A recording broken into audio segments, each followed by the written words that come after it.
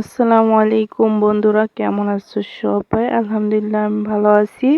তোমাদের সাথে আজকে আমি শেয়ার করব আলুর পাকোড়া। দেখো, এই যে আমি অনেকগুলো আলু কুচি কুচি করে নিয়েছি। এখানে কাঁচামরিচ দিয়ে দিয়েছি আর দিয়ে দিয়েছি অনেকগুলো পেঁয়াজ। এখন দিব হলুদের গুঁড়ো, তারপরে দিব মরিচের গুঁড়ো, লবণ, তারপরে ধনিয়ার গুঁড়ো, এইসব অনেক মশলা, চাট মশলা, বিট লবণ, টেস্টি লবণ এইগুলো দিয়ে দিব। দেখেন সুন্দর করে আমি দিয়ে নিচ্ছি।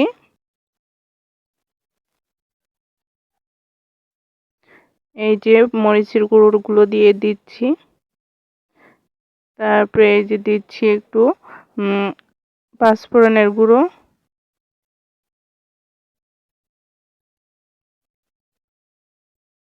দেখেন এগুলো সুন্দর করে মশলাগুলো দিয়ে নিব। আর এই আলুর পাকোড়াটা অনেক ভালো ছিল, অনেক খাইতে মজা ছিল। আপনারাও ট্রাই করবেন, সবাই ট্রাই করবেন। আর আমার ভিডিওটা যদি ভালো লাগে পাশে থেকে যাবেন।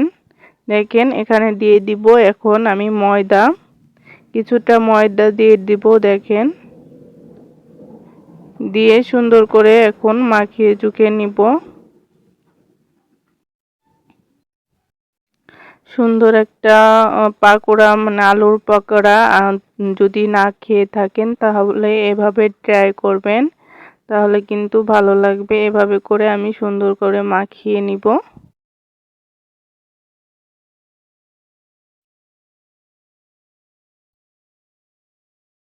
একটু একটু পানি দিব,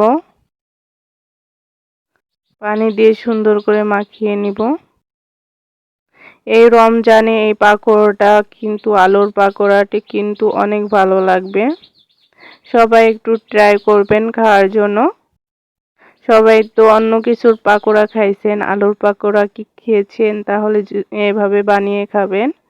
আমার কাছে কিন্তু আলুর পাকোড়াটা কিন্তু অনেক ভালো লাগে। আপনাদের কাছে কেমন লাগে একটু কমেন্টে জানাবেন।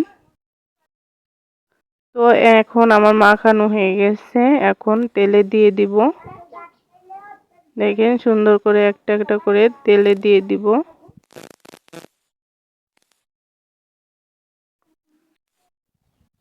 দেখেন এই তো এক পাশ হয়ে গিয়েছে, এখন উল্টিয়ে দিব। সুন্দর করে উল্টিয়ে দিব। এভাবে করে সুন্দর করে ভেজে নিব। দেখেন এই পাকোড়াটা কিন্তু দারুণ ছিল। এই তো সুন্দর করে ভেজে নিলাম। দেখেন কি সুন্দর হয়েছে পাকোড়াটা। সবাই ট্রাই করবেন আলুর পাকোড়া।